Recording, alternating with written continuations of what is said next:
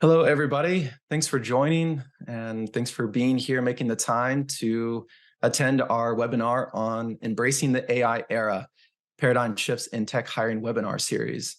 We're going to get started in just 1 minute. I'll let some folks trickle in here. While you're waiting, we have a poll for you to fill out. So take a moment and let us know what you are using, if you're using generative AI. We'll get started here in just 1 minute.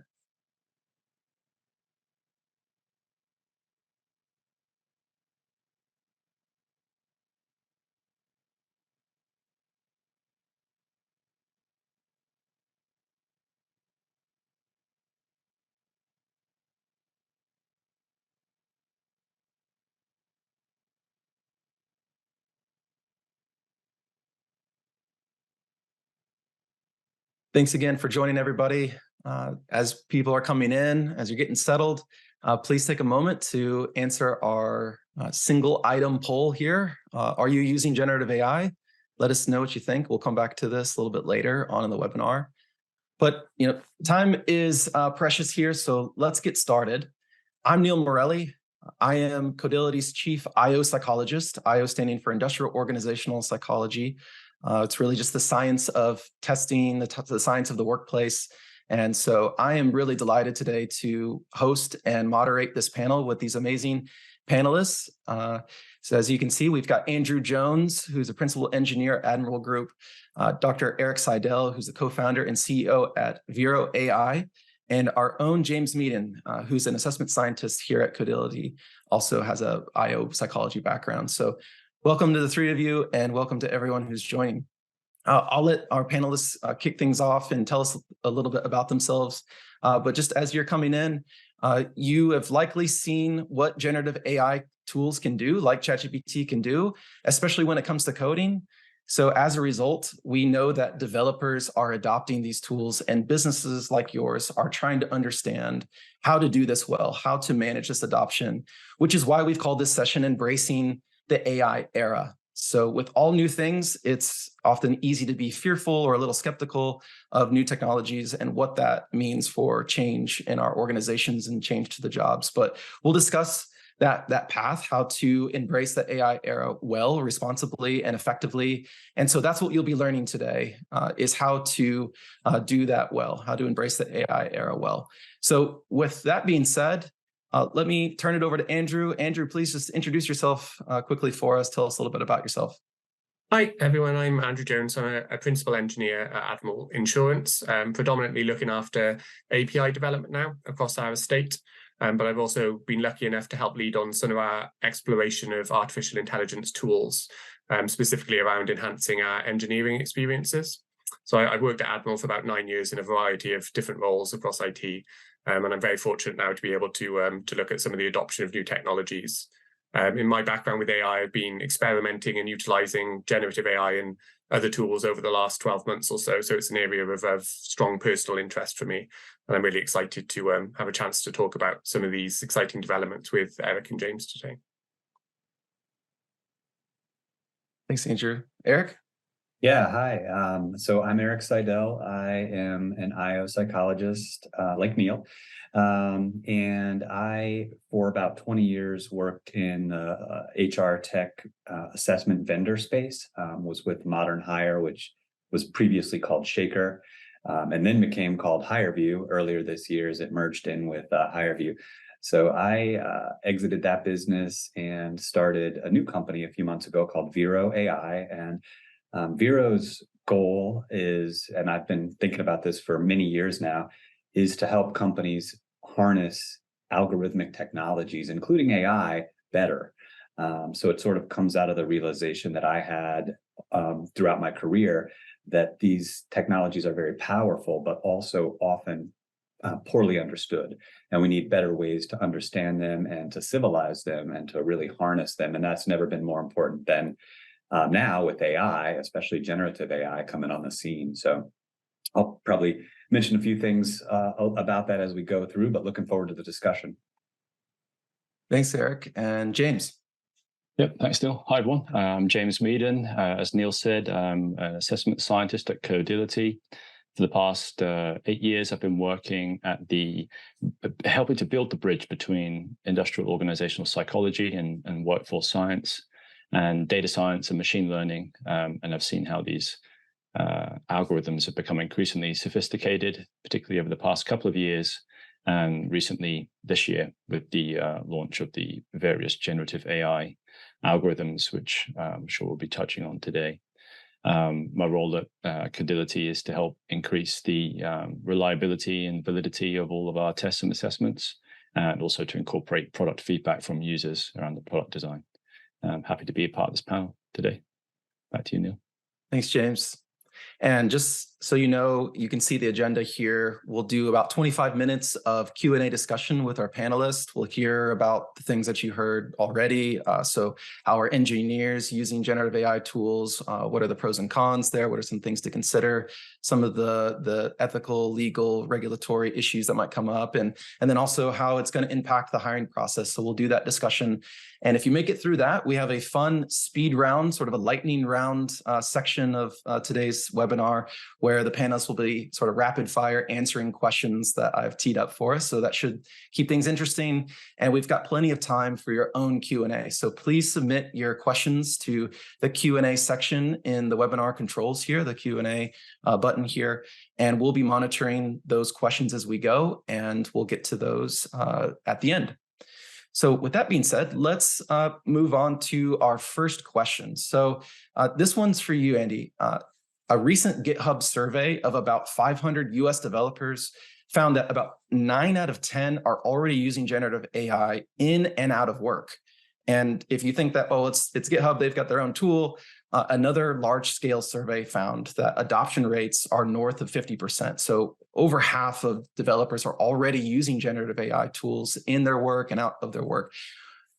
I'll turn it to you first, and would love to hear from the others as well. What excites you about these statistics, this adoption rate, and what scares you? What's interesting? What's maybe something to be a little bit hesitant about? Yeah, I think it's really interesting seeing those figures and how widely adopted it is already. I think it's amazing that it's got such engagement from the community, that so many people are interested in them and that they want to use them and experiment with them and see how it can improve maybe their personal projects or their job roles.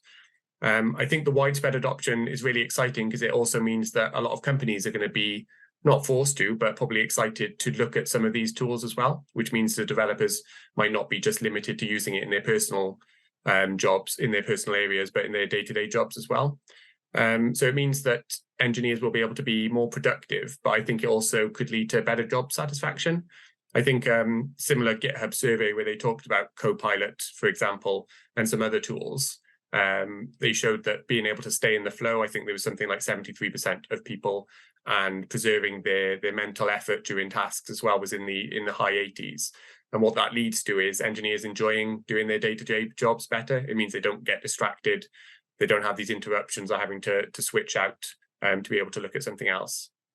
And I think the other really positive thing is the rapid adoption has led to a lot of new startups, new companies, new people coming onto the scene and seeing these AI tools and thinking about how they can solve some wider problems in the industry as well.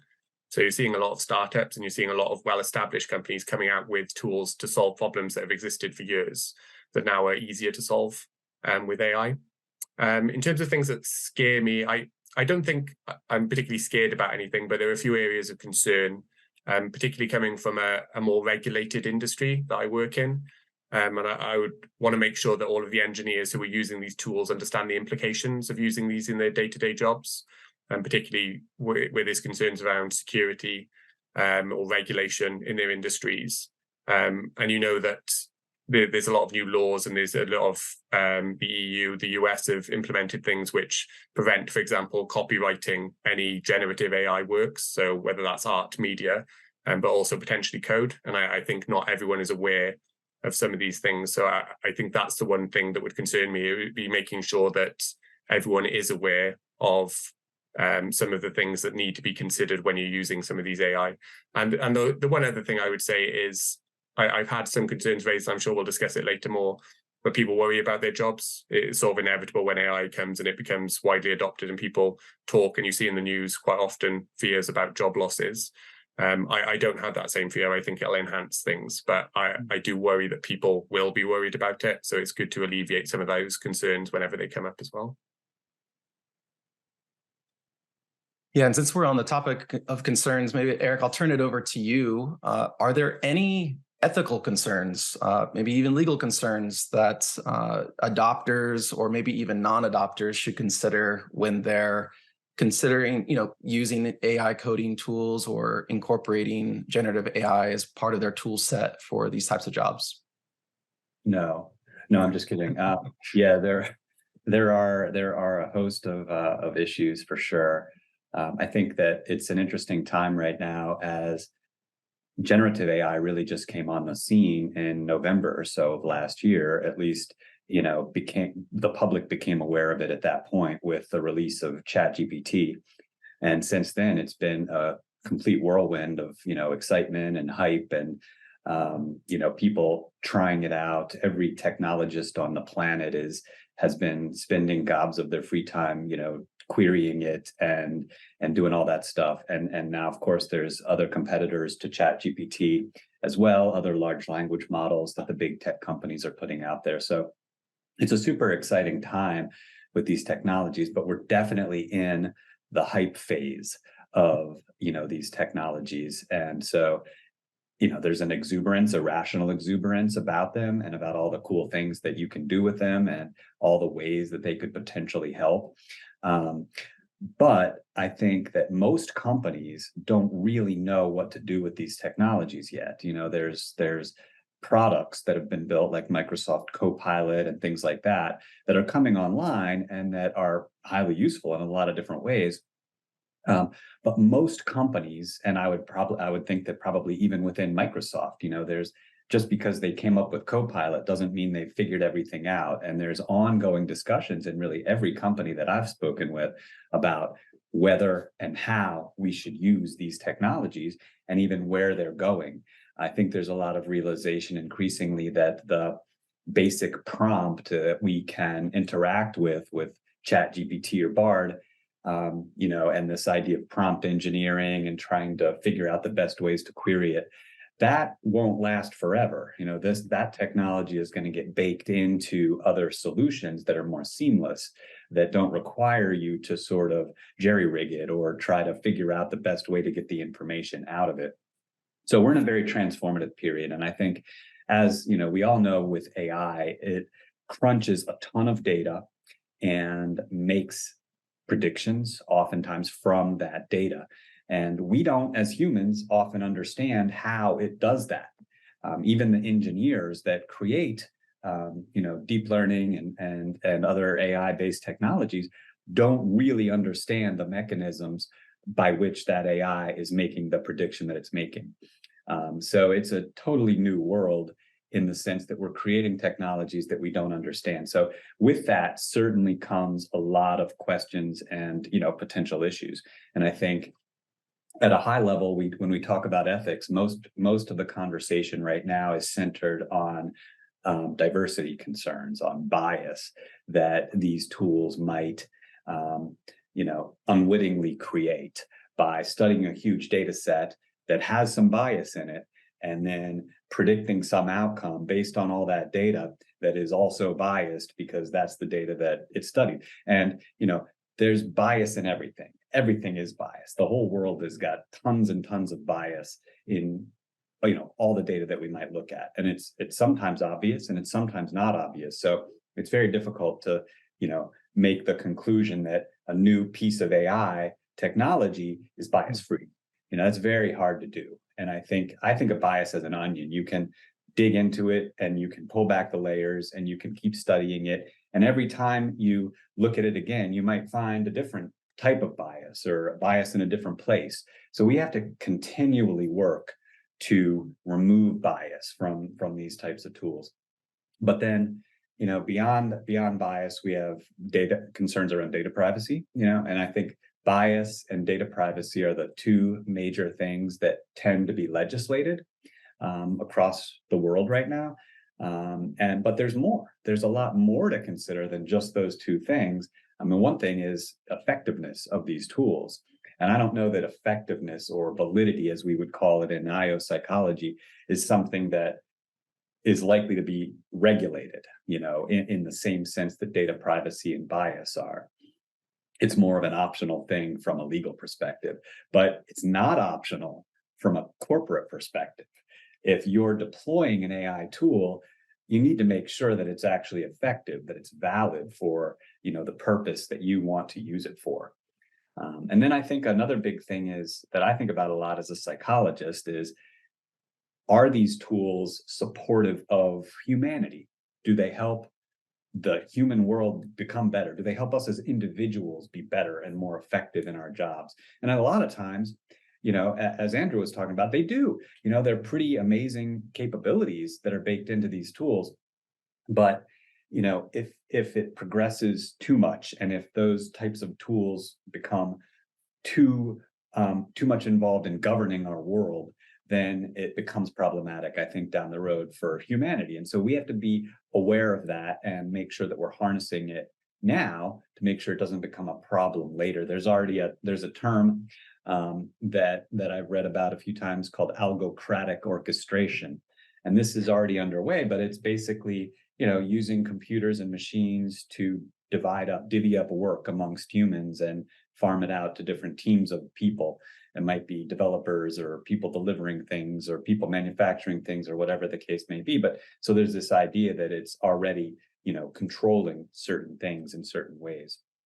So I think we have to be very cautious about all of that stuff. And at the end of the day, it's daunting for a person, for a company to look at these technologies and figure out whether we should use them or not, whether and how. There's so many concerns and considerations. So, and that's what, I try to simplify that. So there's major things that you need to look at, bias, legality, effectiveness, whether they're supportive of humanity, things like that. So we can kind of chunk them into these categories and make it easier, to evaluate and decide on these technologies. But I think it's a very transformative period that we're in right now. We could call it the Wild West. But that seems like it's overused because we've been saying we're in the Wild West of AI for like a decade now, I think. So, yeah. Yeah. And so what I hear you saying is, we need to embrace these tools, but with eyes wide open, understanding that there are these other issues. And I think having that big picture is helpful. And, companies can turn to firms like yours and to other advisors. And, we're kind of collectively working through some of these issues together. For the frontline hiring manager, tech lead, engineering manager, or TA person that's really trying to understand, well, how do these tools complement and work together with the engineers that are already doing this kind of work? Can you respond to this thought exercise? Imagine that we have sort of a Venn diagram, and each of those circles represents what humans are good at, so their strengths and capabilities, and what AI is good at, its strengths and capabilities. And so today is just as you're looking at this process, maybe I'll start with you, Eric, and then we'll turn it over to James and to Andy again.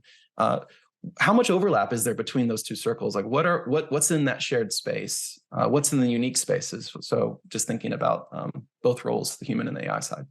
Yeah, that's great. I mean, I really like the question. And I think, it's confusing for people to think about. And a large part of the reason it's confusing is because we've called this crazy emerging technology artificial intelligence. And I really hate that name. I really increasingly just do not like it because I think it makes people think of this machine capability as if it's the Terminator robot. That's the image we get in our heads of a scary robot from the future sent back in time to kill us. And, I think the layperson understanding of AI often comes back to that Hollywood conception. And on the flip side, then I think as humans, we feel inadequate because AI is coming on with capabilities that we don't have, to calculate things at vast scale and speed that we can't do. And I think we need to take a step back from all that and recognize that actually AI of today is really, really good at certain things, but those are narrow things. And humans are really good at certain other things. And yeah, we can't calculate, equations out in our head or analyze huge sets of aggregate data in our heads like a machine can, but that's okay because we can do a lot of other things. And largely, even as impressive as these generative AI capabilities are, these are still, relatively simple algorithmic things that are happening. We're studying the entire internet and using it to answer a question, but we're using that existing knowledge base that's already there to create that answer to that question with, Chat GPT and the other things like that. So they can be creative. They can show us new things. They can combine things in unique ways, but I don't think that they're creative in the way that humans can really be creative. And I think we have to really think about our uniqueness as people. And we alone have emotions. We feel things. We can moralize things. We can really, truly create things that are brand new. We can commiserate with each other. We can reflect. We can adapt. We can help other people in unique ways. These are all the things that kind of make us human. And AI can't do any of that. It can't do any of those things. So, AI is an algorithmic technology that doesn't have agency. It doesn't have agency and it doesn't have sentience yet, I think. So it's very good at calculating these things, but it's not good at, doing big picture things. And so I think that's what makes us unique. So you can use it to, help with code, and you can use it to help write a term paper or, whatever the case may be, but it can't implement anything. It can't come up with a new idea and implement it. It can't figure out a way to work with other people and other companies to collaborate and to, work with legislators and to do all the things that a human might do to bring an idea into the world and, contribute something. So I think we have to understand, we have to start viewing ourselves as very impressive as humans. I mean, we can do a lot of things, and AI is not going to usurp that. Not today, and maybe down the road, but not yet. Yeah, that's interesting. Andy, how would you see that within? So you're, principal engineer. How do you see that within your teams working itself out? What are the humans good at? What's the AI good at? Yeah, I agree. I think specifically thinking about engineering, like Eric mentioned, creativity and innovation is still firmly in the human space, I would say. So most of the problems that we solve are some sort of customer interaction. Either they need a new product, or that the way that we've created something is hard for them to interact with. You can't give AI that type of problem and it will solve it for you. You can't say the customers don't like our website. It won't be able to solve that for you. It won't be able to tell you why. It might be able to consume huge amounts of data and tell you which page that they drop off on, but it won't be able to tell you why they might do that. But fortunately for developers and engineers, the things that AI is really good at tends to be the things that engineers don't enjoy doing, which are repetitive and predictable tasks. So things like documentation for code that they've already written, or creating unit tests for work that they've done. Those things AI can be really, really powerful and really effective and efficient at creating for them. And that means that the engineers, particularly the ones that I work with, get to focus on the things that they really enjoy, which is that problem solving, looking at finding creative solutions to new and interesting problems that they might have been given. So I think that's a really positive thing, actually, that we've got slightly unique spaces where our strengths lie versus where AI strengths lie. And I think it means that our engineers are actually going to have much higher job satisfaction moving forward, because the things that they don't like doing, we're going to be able to get something else to do instead for them. And James, I know you've been doing some research and some thinking around that type of problem solving that Andy's alluding to and is mentioning. What do you have to add to this question?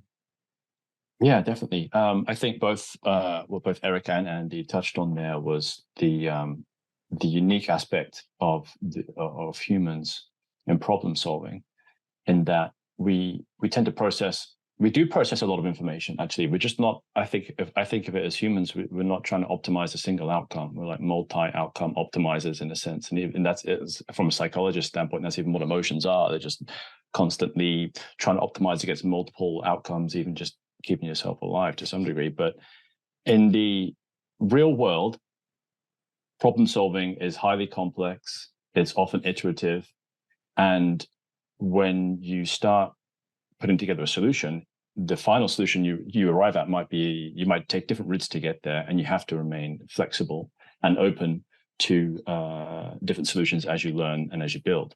So an AI, which is you can instruct an AI from the top down. So you've got some high level problem solving that your team might be doing, the human engineers are doing, and then you launch an AI off to optimize a particular function.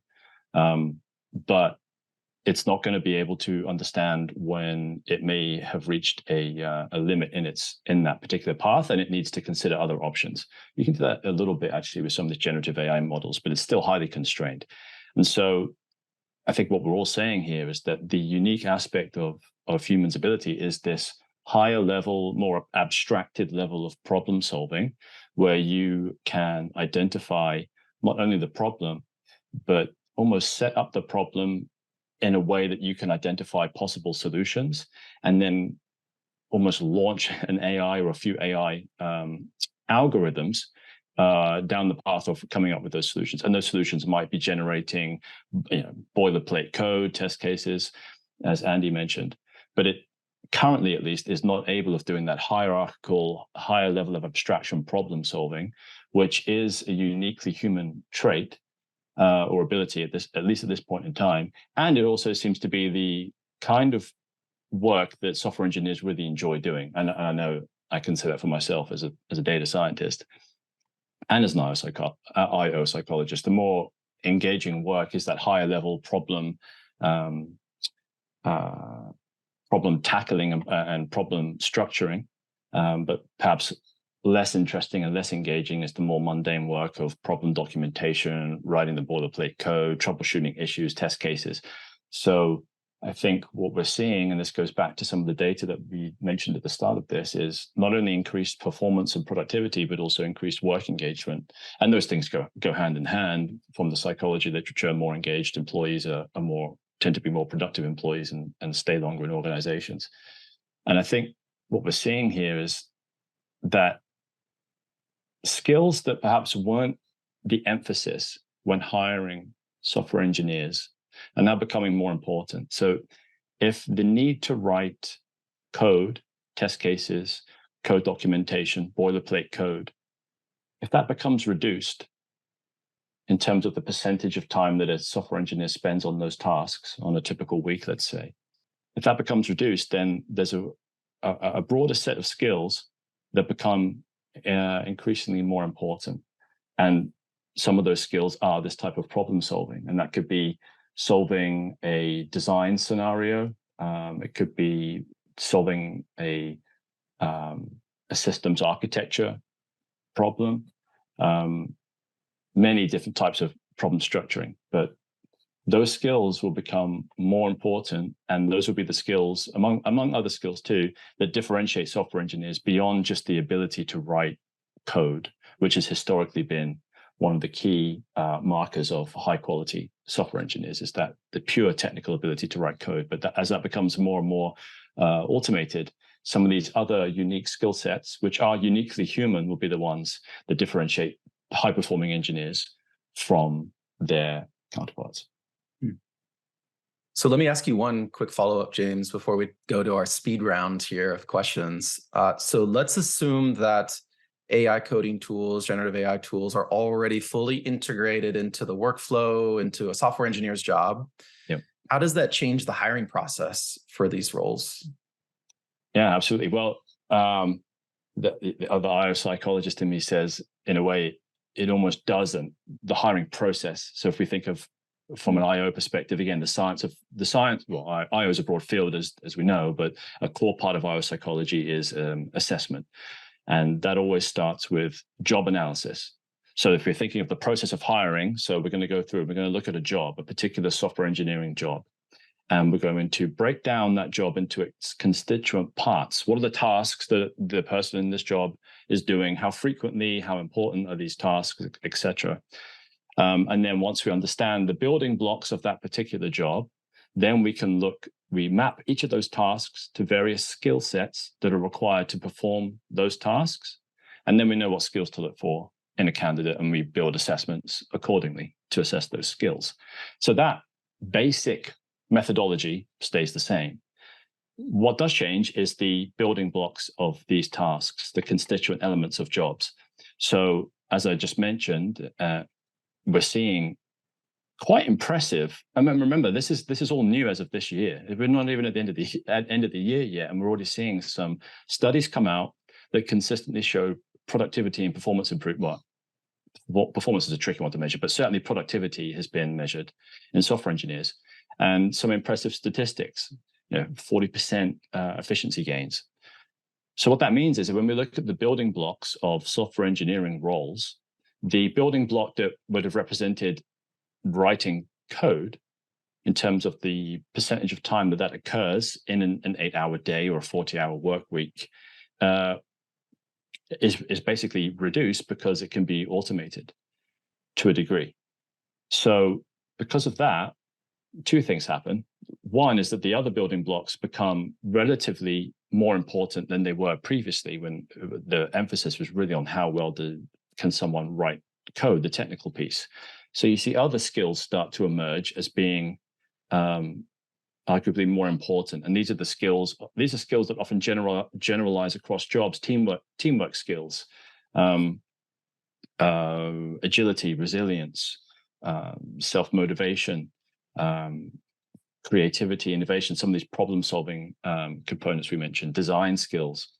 And so what you'll start to see is that organizations will realize that these skills now become more important in engineering roles, and will need to start assessing for those skills more directly than perhaps they previously have. Another interesting aspect of these building blocks of software engineering roles is a new block, and that is essentially an individual's ability to, let's use the word collaborate, the ability to collaborate with artificial intelligence algorithms.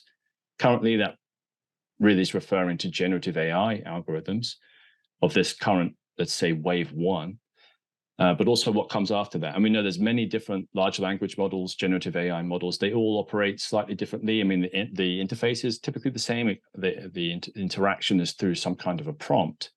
But as anyone who's tried different versions of these models, or even different versions of the same model, V1, V2, etc., there are some nuances and some differences. So the ability to effectively collaborate with AI will be a new skill set that organizations will want to look for in software engineering candidates, and to train and develop in their current employees. And collaboration with AI, it's a really intriguing one, because it's kind of traditionally that would have been a teamwork component. So it's really, in a similar way, it's measuring how well do you work with another, let's say, use the word agent. This just happens to be an AI agent, and that could be in terms of the instructions you provide. So how well do you provide prompts? Currently, the interaction is prompt-based. So how well do you provide prompts to AI? How well can you proofread an AI's response if the response that you're getting is code? How open, for example, how open are you to AI suggestions and flexibility? So there's this other component, which is AI collaboration, because people who are able to harness AI to a higher degree will be able to, I mean, it's really like a lever, isn't it? You can use that as use that leverage to gain increasing amounts of productivity and code efficiency. But I think not everyone's going to have high levels of skill in that AI collaboration space. So yeah, it's very exciting times, and this is outside of software engineering too. But so basically, just to summarize that, it's the emphasis is going to the emphasis on pure technical ability to write code is still important, absolutely. But some of these other skills become increasingly important. I think engineer become the job title of an engineer is now a more holistic job, representing a more holistic set of skills. And the ability to collaborate with AI becomes an essential skill in that broader set of skills. Yeah, that's interesting. So we're going to keep a similar process, but maybe the weighting of the skills that we've typically evaluated and assessed maybe gets rebalanced, and maybe there's more weight on the human skills. It makes sense, humans doing using human skills to do human work. That's an interesting sentence to say in 2023, but here we are. And then maybe there are new skills that we have not added before to this process, like the collaboration piece. That's really interesting. With all that being said, this is the moment now to sit up. The guys will be in the hot seat for a speed round of questions, and we will kick this off with our speed round. So the speed round is 60 seconds or less. You know, I don't have a buzzer or anything like that. So this is the honor rule, but we're going to go through a handful of questions here. So we'll hear from each panelist, 1 minute or shorter answers, and off we go. Andy, let's start with you. The first question for our speed round: do you think prompt engineering stays as a job skill 1 year from now, 5 years from now? Why or why not? Why or why not? I think it will be a job skill, probably in a year and maybe in 5 years. I don't think it'll be something that people are going to be putting on their CVs in 5 years, because I think it'll become more essential. I think in the same way that people wouldn't put that they can write code, they can debug code on their CV, they might put the different libraries that they've worked with and the different frameworks. But I think it'll be more of an expectation in 5 years that you know how to use these tools and you can use them in your day-to-day role as well. So yeah, I similar to prompt engineering as a job by itself, I think that will evolve. I think right now it's probably necessary because it can make people even more effective using these tools, but it'll probably sort of merge into other types of optimization work that go into individuals' roles as well. Thank you. Eric? Yes. So I don't think that, it as an individual thing will really remain important for that long. As I mentioned earlier, I think that the prompts that we're interacting with now and ChatGPT and the others, those are going to get baked into other software products that are going to make them more usable and that are going to decrease the barrier of entry to using those types of tools. So right now, it's more tech forward people that are sitting around playing with beta ChatGPT logins and things like that, right? It's not everybody. It's really probably a comparably small percentage of the population that actually does that.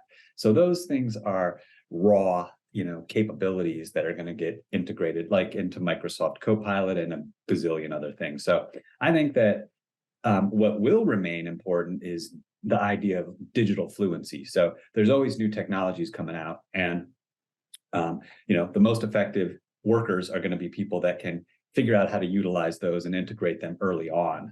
And so prompt engineering is just one type of thing that happens to be popular right now. I think that'll sort of morph into this broader idea of digital fluency. Thank you. James, anything to add? Yeah, I think I agree with both Andy and Eric, but I think prompt engineering just becomes one component of a broader AI collaboration skill set. Right now, the interface, as I mentioned, with these generative AI models is through a process that we refer to as prompt engineering, but it doesn't always have to be the case that that's the structure. At some point, there'll be much more. I mean, they are quite conversational already, but I think prompt engineering is just the initial interface for these kind of models. And as that evolves, it would just be a broader AI collaboration skill set, which some people are highly efficient at and others may need to be trained on. Awesome. So I'm going to go back on something I said earlier. I've got 3 more questions. Let's toss these to each one of you. So we'll just do one panelist per question here for the last few questions, then we'll turn it over to our audience. Just keep things moving here. So Eric, I think this next one is a good one for you. What do most business or engineering leaders get wrong when they think about the term artificial intelligence? What's a wrong assumption that leaders often make? Yeah, well, I think basically no one understands what it is at this point. I mean, and as I've said, I think it's kind of a useless term. I mean, there's a funny definition of it that's basically saying it's anything that they create in movies that's advanced. It's basically just this idea at this point of technology that's really advanced and maybe more advanced than humans are.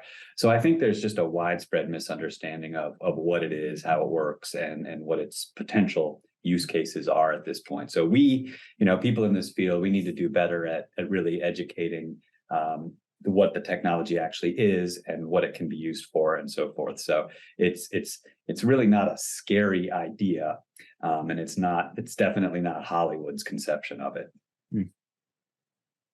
Thank you. James, the next one's for you. What job is the most likely to get replaced in the next 2 to 3 years, and why?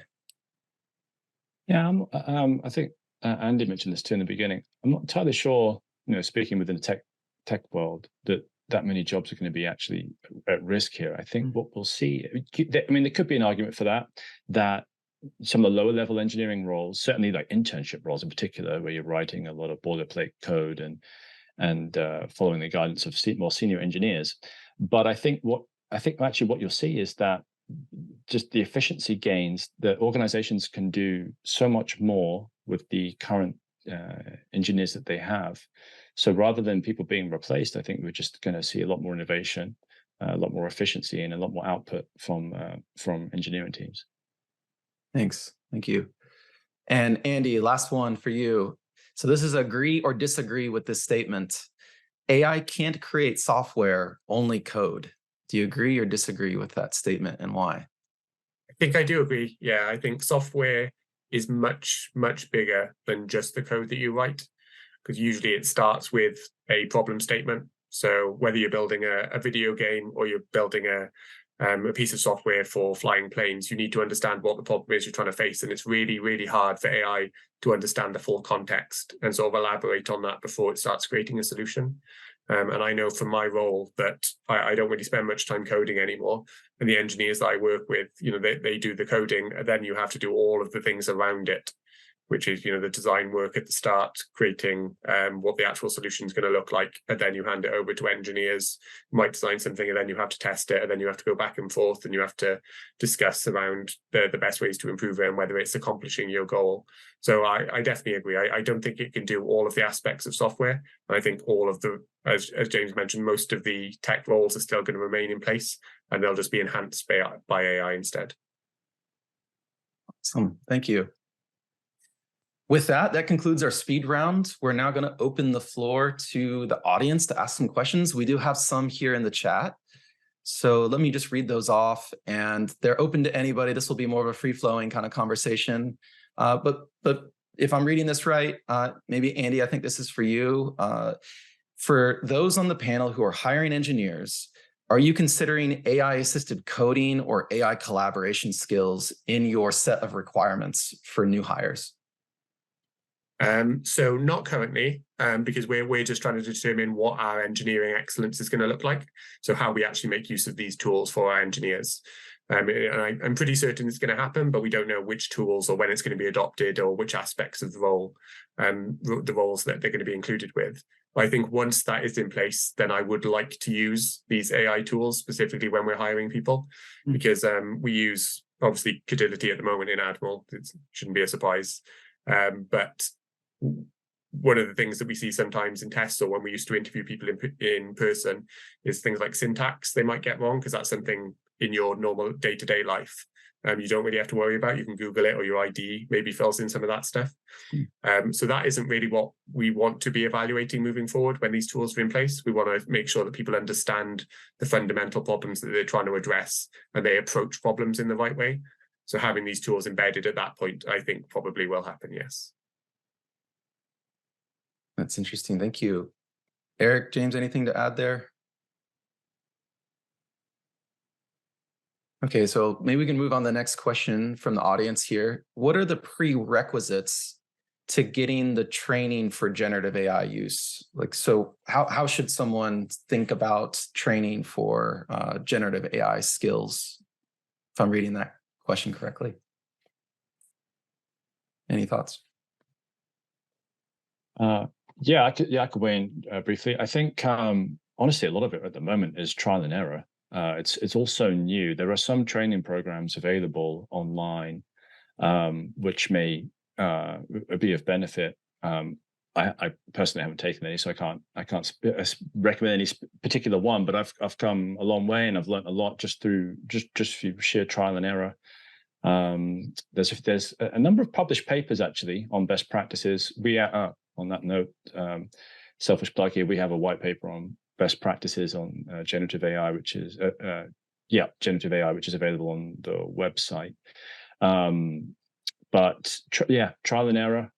If you're looking for a certification, like a stamp of approval, then some of these online boot camps in generative AI might suit your purpose. But if you're just looking to learn, I'd say go for it. Obviously ChatGPT is one of the big ones. There's some other ones out there. It's probably good to get some exposure, but I really think just in terms of sheer learning, you can't beat trial and error at the moment, with some Google searches on some of the best practices and different types of prompt engineering, which there are a few. But take a look at the white paper on our website if you might find that helpful.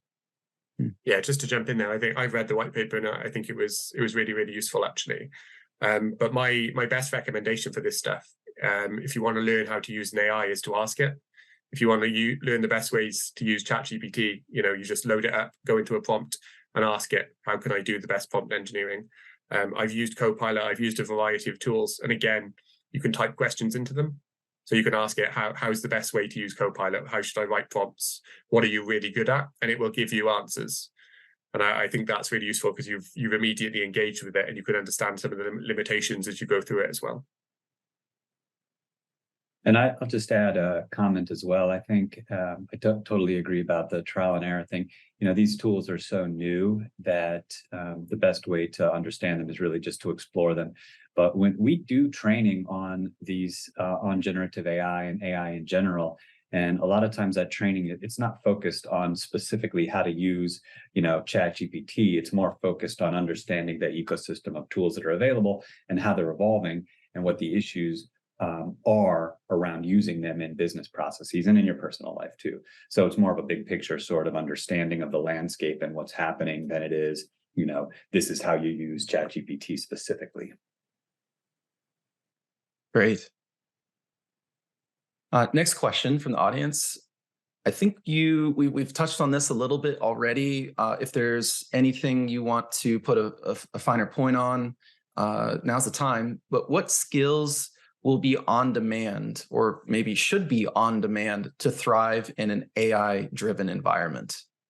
What skills should be on demand to thrive in an AI environment? I think that's it's a really interesting question. I think there's probably a variety of them. I think a lot of them probably overlap with what you'd need to thrive right now.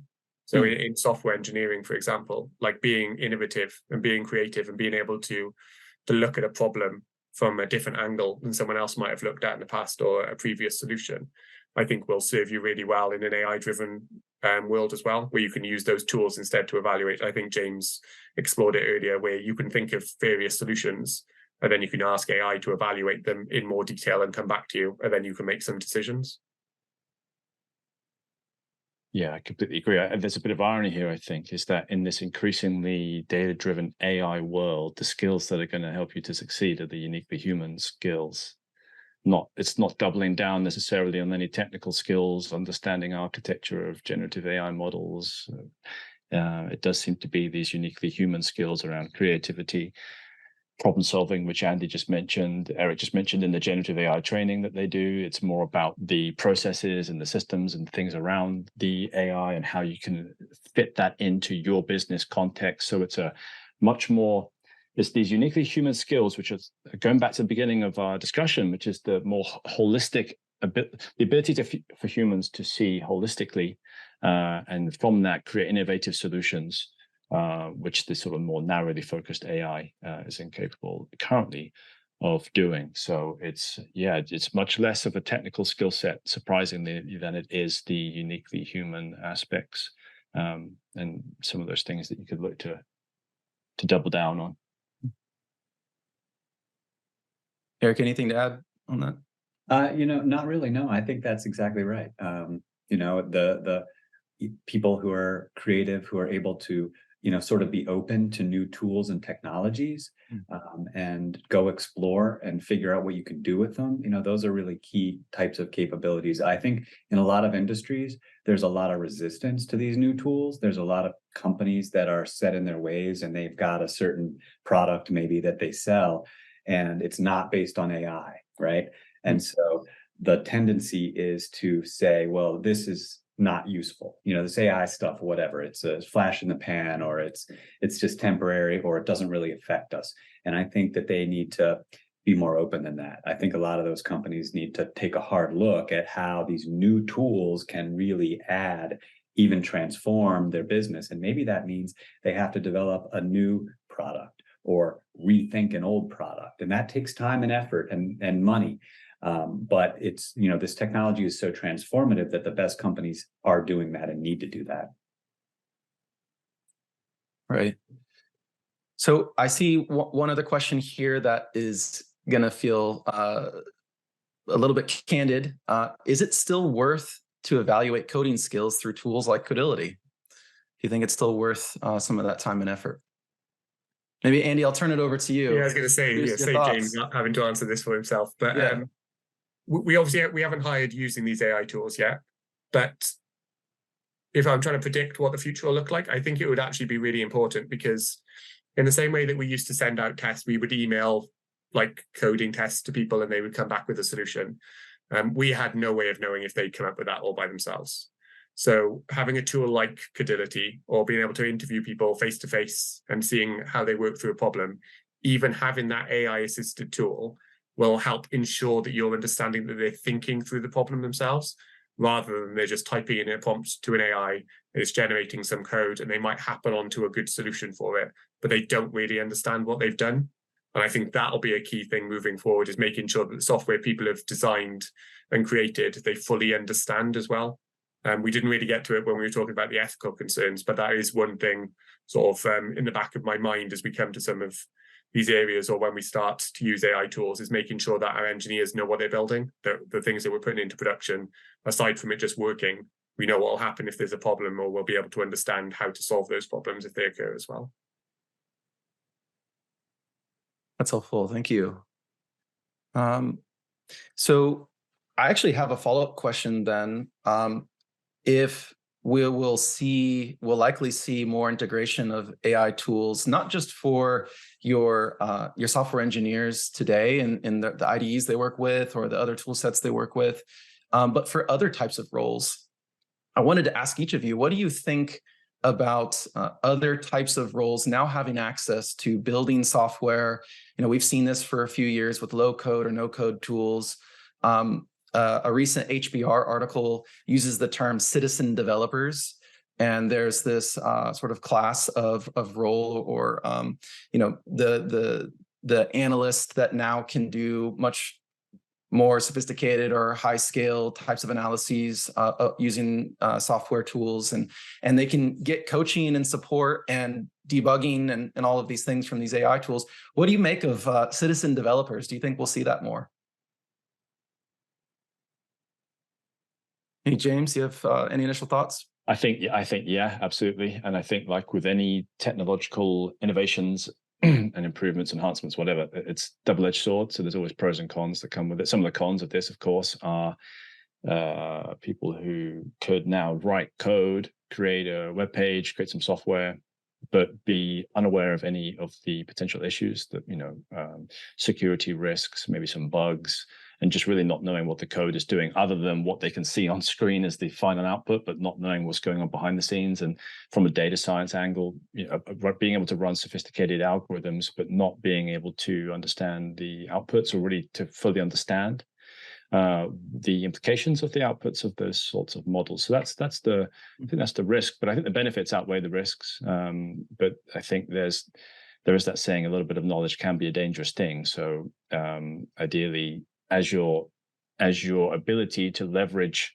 software and computation increases, ideally you're learning along the way still. Even though you don't have to learn how to write each line of code and what that means, you still need to somehow learn the fundamentals of whatever domain or field or craft that you now have capabilities in. So hopefully the pressure and the rush to learn to use generative AI somehow coincides with enhanced learning of the fundamentals and the key concepts behind the various domains.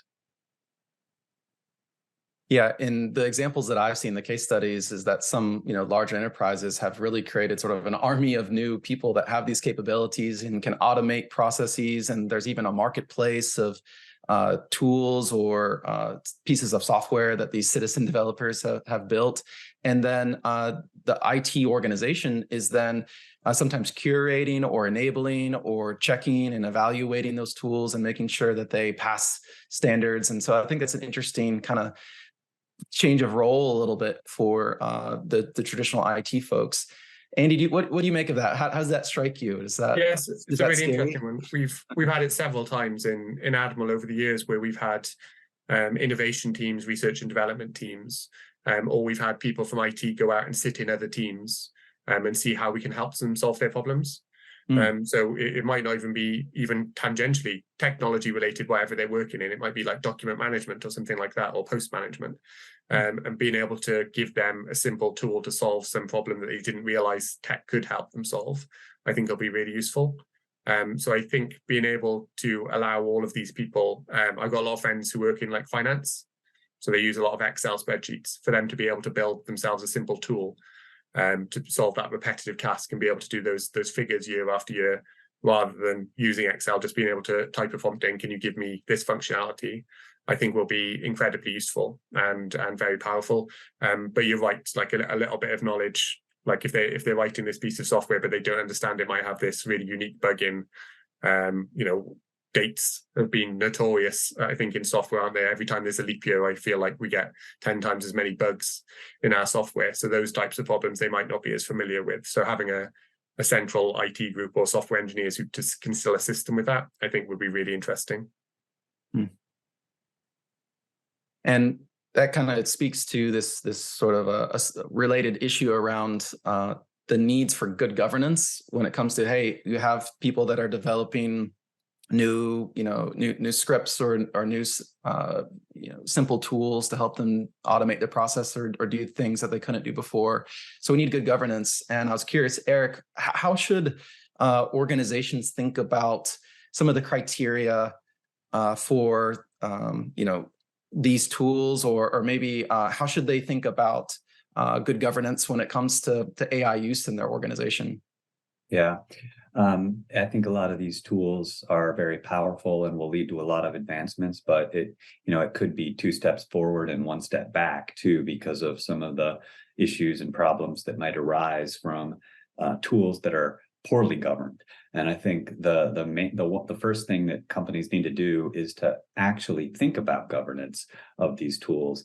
So a lot of companies aren't to that point yet, where they're just, the people are doing whatever, and it's maybe shadow IT things. They're just going and finding and developing these capabilities on their own, and their organization may not have really thought about whether it wants them to do that or not.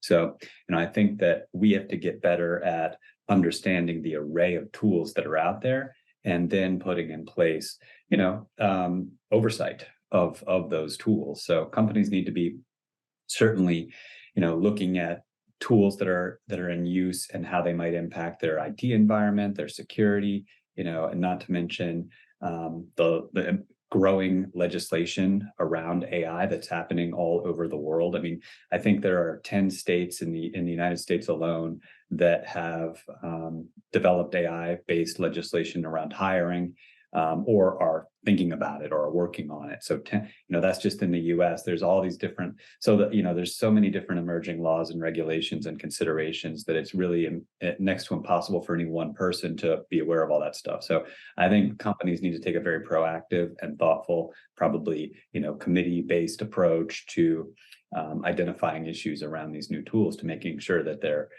using them in a way that's beneficial for the company. Mm-hmm. Yeah, and you're so right. And companies and teams need help with that kind of thing. So they should look to firms just like yours to get some of that guidance and that support to do that. So thank you for that. And thank you for your perspective. We're at the top of the hour. Andy, thank you so much for your perspective here and sharing some of your experience. And James, thanks for summarizing your thoughts and the research that you've done. So thank you to everyone that's attended, and we look forward to seeing you at the next one.